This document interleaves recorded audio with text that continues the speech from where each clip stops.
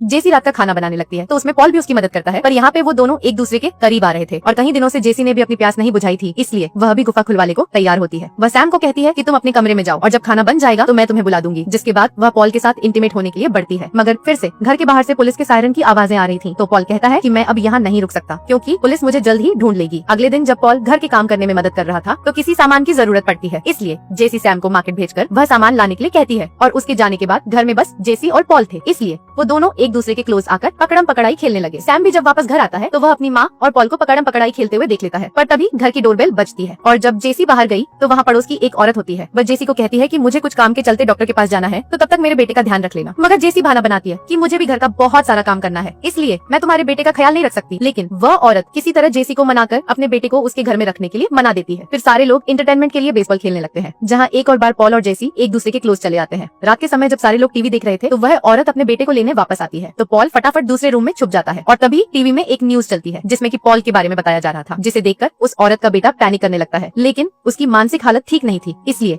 वह अपनी माँ को कुछ भी नहीं बता पाता। अगले दिन जब सैम लाइब्रेरी में पढ़ाई करने के लिए गया तो उसकी मुलाकात आना नाम की एक लड़की से होती है। वह भी बहुत दुखी में होती है क्योंकि उसकी माँ का किसी और लड़के के साथ अफेयर था, जिसके चलते वह कभी भी आना को समय नहीं दे पाई। सैम भी कहता है कि मेरी माँ भी आजकल किसी अनजान आदमी के साथ खुश रहती है और मैं भी यही चाहता हूँ कि उनकी खुशी ऐसी ही बनी रहे, पर अन्ना कहती है कि ये तुम्हारे लिए बहुत बुरा है क्योंकि तुम्हारी माँ भी तुम्हें समय नहीं दे पाएगी, जिसके चलते तुम भी मेरी तरह बन जाओगे। रात के समय सैम अपने पिता के साथ डिनर करता है, जहाँ उसके पिता पूछते हैं कि क्या तुम्हारी माँ अभी भी सिंगल है या फिर उनकी जिंदगी में कोई और आ गया है। सैम समझ गया था कि मेरे पिता दोबारा से मेरी माँ की जिंदगी में आने चाहते हैं ताकि वो उनकी गुफा एक और बार खोल सके, तो सैम अपने पिता की बातों का कोई भी जवाब नहीं देता और चुपचाप वहाँ से चले जाता है। फिर वो वापस घर आया तो वो देखता है कि मेरी माँ और पॉल एक साथ डांस कर रहे हैं और उनके चेहरे में खुशी है। तो जेसी भी सैम को बताती है कि मैं पॉल से बहुत प्यार करती हूँ और हम तीनों यहाँ से कहीं दूर चलते हैं ताकि हम एक नई शुरुआत कर सके। वो लोग पेरिस जाने का प्लान बनाते हैं, इसलिए अगले दिन होते ही वो पैकिंग करने लगते हैं। वहीं सैम भी आखिरी बार अपनी फ्रेंड अन्ना से मिलने जाता है, जहाँ वो बताता है कि अब से हम दोनों कभी भी नहीं मिल पाएंगे क्योंकि मैं अपनी फैमिली के साथ कनाडा शिफ्ट हो रहा हूँ। तो अन्ना उसे गुड बाय के तौर पे किस करती है और कहती है कि जब हम बड़े हो जाएंगे तो हम भी एक दूसरे से शादी कर लेंगे। सैम भी वादा करता है कि मैं तुमसे शादी जरूर करूंगा। दूसरी ओर जेसी और पॉल बातें कर रहे थे, जहाँ वो अपने पास्ट के बारे में बताते हैं। जेसी कहती है कि मेरा तलाक इसलिए हुआ क्योंकि मैं सैम के बाद किसी भी बच्चे को जन्म नहीं दे सकती थी और न ही मैं अब कोई बच्चा पैदा कर सकती हूँ। तो पॉल भी उसे अपनी पत्नी के बारे में बताता है कि मेरी पत्नी का अलग अलग लोगों के साथ संबंध था, इसलिए जब मेरा बच्चा हुआ तो डॉक्टर ने मुझे बता दिया था कि ये मेरा बच्चा नहीं है, जिसके चलते मैंने अपनी पत्नी से लड़ाई कर दी और गलती से हाथापाई में वो सीढ़ियों से नीचे गिरकर मारी गई। साथ ही मेरा बच्चा भी जिंदा नहीं बच पाया था और पुलिस वालों को लगा इन सब में मेरी ही गलती है, इसलिए तब से लेकर मैं जेल में था। उधर सैम अपने पिता के घर में एक लेटर डालता है, लेकिन जब वो वापस घर आ रहा था तो रास्ते में उसे एक पुलिस ऑफिसर मिलता है जो कहता है कि तुम्हारा इस वक्त यहाँ घूमना खतरनाक है क्योंकि वो जेल से भगा मुजरिम किसी पर भी हमला कर सकता है। वह जबरदस्ती सैम को घर तक ड्रॉप करता है, लेकिन जब जेसी देखती है कि सैम किसी पुलिस ऑफिसर के साथ है तो उसके पसीने छूटने लगते हैं। ऑफिसर को भी कुछ गड़बड़ महसूस हुई, इसलिए वो पूछताछ करने लगता है। खिड़की से पॉल भी देख लेता है कि घर में पुलिस वाला आया है, इसलिए वो उसी समय छुप जाता है। ऑफिसर पूरे घर की चेकिंग करता है मगर उसे पॉल कहीं भी नजर नहीं आता। उसके बाद जब पुलिस वाला वहाँ से चले जाता है तो जेसी और सैम बैंक से अपने सारे पैसे निकाल लेते हैं ताकि वो शहर छोड़कर कनाडा जा सके। फिर जब वो दोनों वापस घर आए तो पॉल सैम से कहता है कि तुम्हारे पिता का कॉल आया है और वो तुमसे कुछ बात करना चाहते हैं। दरअसल सैम ने जो अपने पिता के घर में लेटर रखा था उसे पढ़कर उसके पिता ने कॉल किया था। तभी घर के बाहर बहुत सारी पुलिस की गाड़ियां आ जाती हैं, जिसे देखकर पॉल समझ गया था कि अब मैं यहाँ से नहीं भाग सकता। तो वो जानबूझकर जेसी और सैम को रस्सी से बांध देता है ताकि पुलिस वालों को लगे कि पॉल ने जेसी और उसके बेटे को बंदी बनाया है। थोड़ी देर बाद पुलिस वाले पॉल को अरेस्ट कर लेते हैं, लेकिन अगले दिन जेसी एक वकील के पास गई और उन्हें सारा सच बताते हुए कहती है कि पॉल को छुड़ाने में मेरी मदद करो। मगर वकील बताता है कि ऐसा नहीं हो सकता, तुमने एक कैदी से प्यार किया है और अगर पुलिस वालों को भनक लगी कि तुमने पॉल को घर में रहने दिया था तो तुम्हें भी जेल हो सकती है। यहाँ पे जेसी कुछ भी नहीं कर पाती और वो बहुत दुखी में रहने लगती है। तभी उसे बार बार पॉल की याद आती रहती है, जिसकी वजह से वो सैम को समय नहीं दे पाती। सैम भी अब बड़ा हो चुका था, इसलिए उसने खुद का रेस्टोरेंट खोल दिया था। साथ ही इन दिनों वो अन्ना से भी मिलता है और उसके साथ ही रहता है। कुछ दिनों बाद सैम को एक लेटर आया जिसमें पॉल ने लिखा था कि मैं जेल से छूट गया हूँ और मैं तुम्हारी माँ से मिलना चाहता हूँ। तो सैम भी पॉल को एक लेटर लिखता है जहाँ वो कहता है कि माँ अभी भी आपका इंतजार कर रही है और वो आपको बहुत मिस करती है। जिसके बाद पॉल सीधा जाकर जेसी से मिलता है और जेसी भी उसे अपने सामने देखकर बहुत खुश होती है। और यहाँ पे हमारी मूवी खत्म हो जाती है। अगर मूवी अच्छी लगी हो तो वीडियो को लाइक करके चैनल को सब्सक्राइब कर दीजिएगा।